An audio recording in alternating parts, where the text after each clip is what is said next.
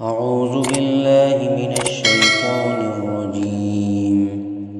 بسم الله الرحمن الرحيم. والسماء والطارق وما أدراك ما الطارق النجم الثاقب إن كل نفس لما عليها حافظ فلينظر الإنسان مما خلق من ماء دافق يخرج من بين الصلب والترائب إنه على رجعه لقادر يوم تبلى السرائر فما له من قوة ولا ناصر والسماء ذات الرجع والأرض ذات الصدع إنه لقول فصل وما هو بالهزل إنهم يكيدون كيدا وأكيد كيدا فمهل الكافرين أمهلهم رويدا. قسم ہے آسمان کی اور اندھیرے میں آنے والی کی، اور تمہیں کیا معلوم اندھیرے میں آنے والی کیا چیز ہے؟ وہ ایک چمکتا ہوا تارا ہے۔ کوئی بھی انسان نہیں ہے مگر اس پر ایک نگہبان پہلے سے مقرر ہے۔ اب انسان دیکھ لے کہ وہ اس کو کس چیز سے بنایا گیا ہے۔ اسے پیدا کیا گیا ہے ایک اچھلتے ہوئے پانی سے جو نکلتا ہے پیٹھ کے بیچ سے اور چھاتی کے بیچ سے۔ بے شک وہ اس کے دوبارہ واپس لانے پر بھی قادر ہے۔ جس دن انسانوں کے بھید جانچے جائیں تو اس دن کوئی نہیں ہوگا مدد کرنے والا اور نہ کوئی طاقت سے سپورٹ کرنے والا۔ قسم ہے آسمان کی جو چکر مارنے والا ہے، اور قسم ہے زمین کی جو پھوٹ نکلنے والی ہے۔ بے شک یہ ایک دو ٹوک بات ہے اور ہنسی کی بات نہیں ہے، البتہ وہ سب ایک چال چلنے میں لگے ہوئے ہیں، اور میں بھی ایک تدبیر میں لگا ہوا ہوں۔ میں بھی ایک تدبیر میں لگا ہوا ہوں، ایک داؤ کر رہا ہوں۔ سو انکار کرنے والوں کو ڈھیل دیجیے، تھوڑی سی ڈھیل دیجیے، تھوڑے ہی دنوں کے لیے۔ تو یہ سورہ طارق ہے، اس میں 17 آیتیں ہیں۔ اللہ تعالیٰ نے اس صورت میں آسمان کی اور ستاروں کی قسم کھا کر یہ ارشاد فرمایا ہے کہ ہر انسان پر ایک محافظ ہے، نگراں ہے، جو اس کے تمام ایکشنز کو، اس کے تمام کاموں کو اور تمام اس کی حرکتوں کو دیکھتا ہے اور جانتا ہے۔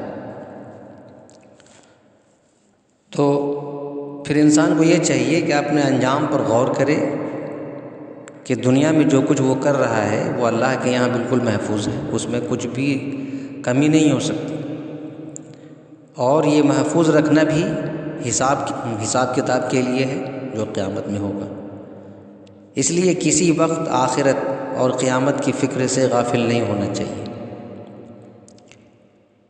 اس کے بعد اس شک و شبہ کا جواب ہے جو شیطان لوگوں کے دلوں میں ڈالتا ہے، اور وہ شک یہ ہے کہ انسان جب مر جائے گا، مٹی میں مل جائے گا اور مٹی کے ذرات بن جائے گا، پھر سب اس کے سارے اجزاء، جسم کے سارے حصے اور اس میں زندگی کا پیدا ہونا ایک موہوم خیال ہے، ایک بیکار خیال ہے، بلکہ عوام کی نظر میں ناممکن ہے۔ تو اسی کے جواب میں اللہ تعالیٰ نے اس کا جواب یہ دیا ہے کہ انسان کی شروعاتی تخلیق، یعنی انسان کی پیدائش کی جو ابتدا ہے، اس پر انسان اگر غور کرے تو سارا جواب مل جائے گا کہ وہ کس طرح مختلف ذرات سے اور مختلف مٹیریل سے ہوتی ہے انسان کی پیدائش۔ جیسے پیدائش کی جو شروعات میں دنیا بھر کے مختلف ذرات کو جمع کر کے ایک زندہ، سننے والا، دیکھنے والا انسان بنا دیا، اس کو اس پر بھی طاقت کیوں نہیں ہوگی؟ اللہ تعالیٰ کو طاقت کیوں نہیں ہوگی کہ پھر اس کو اسی طرح بالکل جمع بنا دے؟ اس کے بعد کچھ حال قیامت کا بیان فرما کر دوسری قسم زمین اور آسمان کی کھا کر غافل انسان کو یہ بتلایا کہ جو کچھ اس کو آخرت کی فکر کی تلقین کی گئی ہے اس کو مذاق اور دل لگی نہ سمجھے، یہ ایک حقیقت ہے جو سامنے آ کر کے رہے گی۔ اور پھر سورت کے آخر میں کافروں کے اس شک و شبہ کا جواب دیا ہے کہ کفر اور شرک اور گناہ اگر اللہ تعالیٰ کو پسند نہیں تو پھر دنیا ہی میں ان پر عذاب کیوں نہیں آ جاتا، اور اسی پر سورت جو ہے ختم کی گئی ہے۔ تو سب سے پہلے جو پہلی قسم ہے، پہلی قسم میں آسمان کے ساتھ اللہ تعالیٰ فرماتے ہیں والسماء والطارق۔ طارق کے معنی آتے ہیں رات کو آنے والے کے۔ اب ستارے چونکہ دن میں چھپے رہتے ہیں اس لیے ستارہ کو طارق فرمایا، اور خود جو ہے خود قرآن نے ہی اس کی تفسیر کر دی کہ آپ کو کیا معلوم کہ طارق کیا چیز ہے۔ پھر فرمایا کہ وہ ایک النجم الثاقب، وہ ایک روشن ستارہ ہے۔ نجم کے معنی ستارے کے ہیں۔ اب قرآن نے کوئی ستارہ فکس نہیں کیا، اس لیے ہر ستارہ اس کا مصداق ہو سکتا ہے، ہر ستارہ اس سے مراد ہو سکتا ہے۔ کچھ لوگوں نے، کچھ مفسرین نے نجم سے خاص ستارہ یعنی ثریا یا زحل مراد لیا ہے نا۔ اور عرب کے کلام سے لفظ نجم جو ہے وہ النجم الثاقب، نجم کا اس پر اطلاق ثابت کیا ہے۔ ثاقب کے معنی ہوتے ہیں روشن اور چمکدار کے۔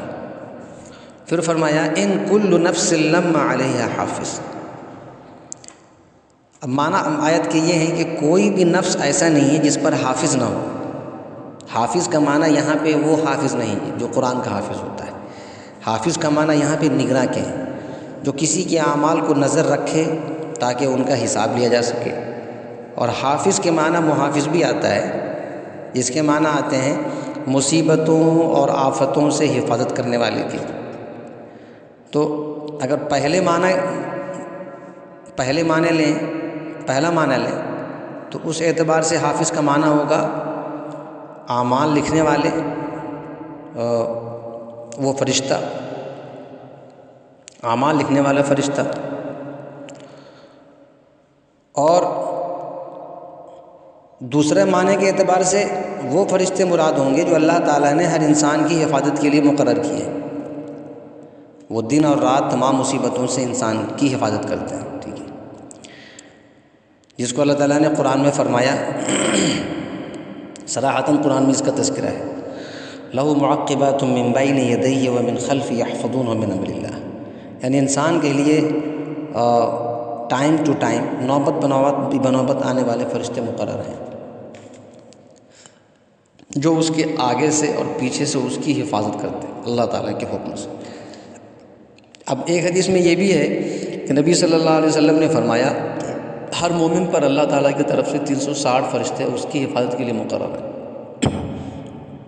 360 جو انسان کے ہر جسم کے حصے کی حفاظت کرتے ہیں۔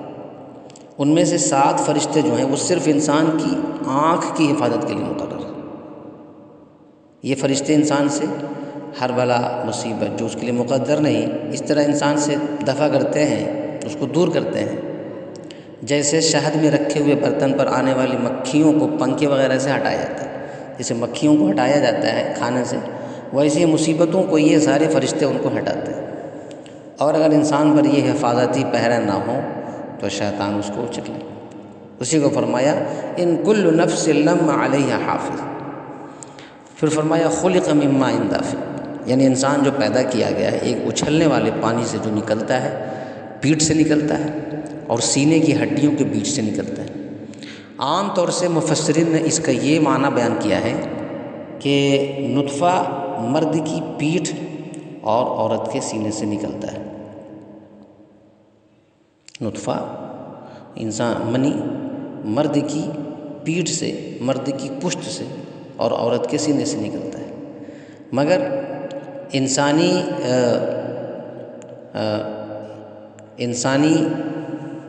اعضاء کے جو ماہر ہیں، انسانی اعضاء کے جو ماہر ہیں، جو ڈاکٹر ہیں، ان کی تحقیق اور ان کا تجربہ یہ ہے کہ نطفہ جو ہے انسان کے ہر عضو سے نکلتا ہے، اور بچے کا ہر حصہ اس نطفے کے حصے سے بنتا ہے جو مرد عورت کے اسی عضو سے نکلا ہے۔ البتہ دماغ کو اس معاملے میں سب سے زیادہ دخل ہے، اس لیے مشاہدہ ہوتا ہے کہ جماع کی کثرت کرنے والے اکثر دماغ کی کمزوری میں مبتلا ہو جاتے ہیں۔ اسی کے ساتھ ان کی تحقیق یہ بھی ہے کہ نطفہ تمام جسم کے حصے سے الگ ہو کر نخاع کے ذریعے، نخاع یعنی ہمارے سر میں ایک ہڈی ہے، اس کو نخاع بولتے ہیں، خصیتین میں جمع ہوتا ہے پھر وہاں سے نکلتا ہے۔ اگر یہ تحقیق صحیح ہے تو مفسرین نے جو نطفے کا نکلنا مرد کی پیٹھ سے اور عورت کے سینے سے کے متعلق قرار دیا ہے تو اس کی توجیہ بھی کچھ بعید نہیں، کیونکہ اس پر ڈاکٹروں کا اتفاق ہے کہ نطفہ کی تولید میں سب سے بڑا دخل دماغ کو ہے، اور دماغ کا خلیفہ و قائم مقام نخاع ہے جو ریڑھ کی ہڈی کے اندر دماغ کی پچھلے حصے سے اور پھر خصیتین تک آیا ہوا ہے۔ اسی کے کچھ شعبے سینے کے ہڈیوں میں آئے ہوئے ہیں۔ ہو سکتا ہے کہ عورت کے نطفے میں سینے کی ہڈیوں سے آنے والے نطفے کا اور مرد کے نطفے میں پیٹھ سے آنے والے نطفے کا دخل زیادہ ہو، جیسا ہے کہ امام المفسرین علامہ بغوی رحمۃ اللہ علیہ نے اس کو بیان کیا۔ اگر قرآن کریم کے الفاظ پر غور کیا جائے تو ان میں مرد اور عورت کی کوئی اسپیشلٹی نہیں، صرف اتنا ہے کہ نطفہ پیٹھ اور سینے کے درمیان سے نکلتا ہے۔ اب اس کا مطلب بے تکلف یہ ہو جائے گا کہ نطفہ مرد و عورت دونوں کے سارے بدن سے نکلتا ہے، اور سارے بدن کی تعبیر آگے پیچھے کے اہم اجزاء سے کر دی گئی۔ اب سامنے کے حصے میں جو کہ سینہ اور پیچھے کے حصے میں جو کہ پیٹھ ہے سب سے اہم اعضاء ہیں، تو ان دونوں کے اندر سے نکلنے کا مطلب جو یہ ہوگا کہ سارے بدن سے نکلتا ہے۔ پھر اللہ نے فرمایا انہ علی رجعہ لقادر۔ رجع کے معنی لوٹا دینے کا مطلب یہ ہے کہ جس خالق کائنات نے سب سے پہلے انسان کو نطفے سے پیدا کیا ہے وہ اس کو دوبارہ لوٹا دینے یعنی مرنے کے بعد زندہ کر دینے پر قادر ہے۔ پھر فرمایا یوم تبلی السرائر۔ تبلا کے لفظی معنی امتحان لینے کے ہیں اور آزمانے کے، ٹیسٹ لینے کے۔ تبلا بلا یبلی بلا، اور سرائر کے معنی ہوتے ہیں چھپی ہوئی چیزیں۔ مطلب یہ ہے کہ قیامت کے دن انسان کے جتنے بھی خیالات ہیں، جتنے بھی عقائد ہیں اور جتنی بھی نیتیں ہیں، ارادے ہیں جو دل میں چھپی ہوئی ہیں، دنیا میں اس کو کوئی نہیں جانتا تھا۔ اسی طرح وہ اعمال اور افعال بھی ہیں جو اس نے چھپ کر کیے، کوئی نہیں جانتا۔ محشر میں سب کا امتحان لیا جائے گا، یعنی سب کو ظاہر کر دیا جائے گا۔ حضرت عبداللہ بن عمر رضی اللہ تعالیٰ عنہ نے فرمایا اللہ تعالیٰ قیامت کے دن انسان کے ہر چھپے ہوئے راز کو کھول دے گا۔ ہر اچھے برے عقیدے اور عمل کی علامت نشانی انسان کے چہرے پر یا زینت ہو کر یا تاریکی اور سیاہی کی صورت میں ظاہر کر دی جائے گی۔ پھر فرمایا والسماء ذات الرجع۔ رجعن کے معنی اس بارش کے ہوتے ہیں جو بالکل پے در پے ہو، مسلسل ہو، موسلا دھار ہو، کہ ایک مرتبہ بارش ہو کر ختم ہو جائے اور پھر دوبارہ بارش ہونے لگے، بارش ہو چھوٹ جائے پھر ہونے لگے، اس کو بولتے ہیں رجعن۔ تو قسم ہے آسمان کی جس سے موسلا دھار بارش پے در پے ہوتی ہے۔